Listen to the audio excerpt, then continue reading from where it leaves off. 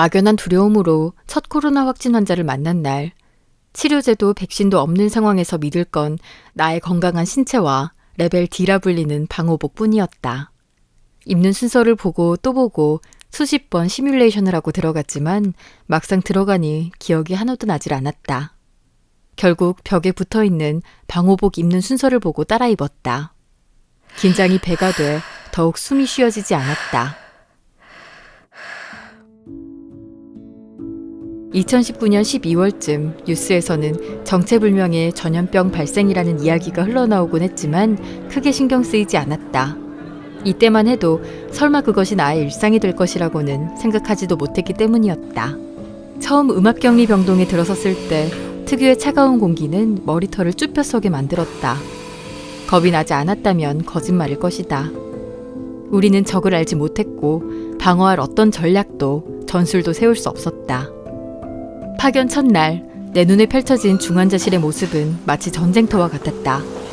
사망한 코로나 환자의 시신을 닦고 옮기던 날 나는 잠을 잘 수 없었다. 왜 내가 이런 것까지 해야 하지? 하는 생각뿐이었다. D레벨 보호구 때문인지 바로 앞에 있는 누군가의 죽음이 창밖에 놓인 풍경처럼 멀게 느껴진다. 지금 내게 중요한 건 이 답답함을 벗어나는 것이다. 보호구를 벗고 싶다. 우주인들이 오랜 우주 생활에 지치면 진공 상태에서도 우주복을 벗고 싶은 충동에 휩싸인다고 하는데 고작 3시간 만에 그런 충동을 느낀다.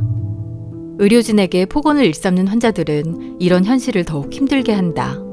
보건소에 전화해서 치킨을 배달시켜 먹기도 하고 음압격리병동에서 간호사를 밀치고 복도까지 나와 삿대질과 고성, 반말 등 폭언을 하던 환자도 있었다. 이런 일은 병원 밖에서도 일어난다. 인근 건물에 방문했다가 문진표를 보고 기가 막혀 할 말을 잃었다. 우리는 이렇게 감염원으로 취급되는 시선을 견뎌야 한다. 3중 보호장구는 안전해 보일 수 있지만 비닐 소재로 바람막이보다 더 잘 찢어진다. 이렇게 위험한 상황을 모르는 사람들은 그래도 돈 더 주잖아 라는 말로 위로 아닌 위로를 건넨다. 정작 자신들에게 언제 찢어질지 모르는 보호구만 믿고 코로나 병동에서 일을 하라고 하면 할 수 있을까? 어느 날은 내가 간호했던 코로나 의심 환자가 확진 환자가 되었다. 나는 아이들의 식사 준비 시간 외에는 방 안에서 나오지 않았다. 식사를 준비하는 동안은 아이들을 방에 격리해 두었다. 아이들이 엄마 밥이 최고야 하며 밥을 먹는데 나는 방 안에서 그런 현실이 힘들어 한참 동안 눈물을 흘렸다. 그리고 몇 날 며칠 체온계를 품에 안고 시시때때로 셀프 체크를 했다. 목만 살짝 아파도 혹시, 배가 좀 아파도 혹시, 두통이 있어도 혹시. 나는 극도로 예민해졌다. 일반인들이 보건의료인에게 요구하는 방역잣대는 매우 엄격했다. 의료진의 확진 기사는 순식간에 이슈가 되고 일반인들보다 더 비난을 받아야 했다. 이런 상황에서 우리 병원도 사직행렬을 피해갈 수는 없었다. 용감한 사람들을 정말로 지치게 하는 것은 혼란이다. 인력이 없어 8시간 근무 중 4, 5시간 이상 병실에 들어갈 수밖에 없고 사고를 방지하기 위해 더욱 긴장하고 일을 한다. 오염구역에 머물렀던 시간이 너무 오래되어 밖으로 나오라는 전화를 받고서야 정신을 차리고 나온다. 저녁 시간이 지나 밖으로 나와 샤워를 하고 젖은 머리를 추스르며 플라스틱 도시락과 마주한다. 오늘 첫 끼니를 먹기 위해 플라스틱 수저를 들어본다. 목이 메어 넘어가지질 않는다. 날씨가 더워진 요즘은 숨이 차서 말을 길게 할 수가 없다.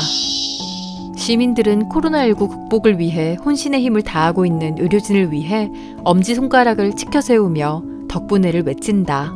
하지만 의료진은 엄지발가락이다. 가장 힘든 곳에서 그리고 가장 아래에서 세상이 무너지지 않게 코로나의 최전방을 떠받치고 있는 엄지발가락이다. 어느덧 뜨거운 8월이다.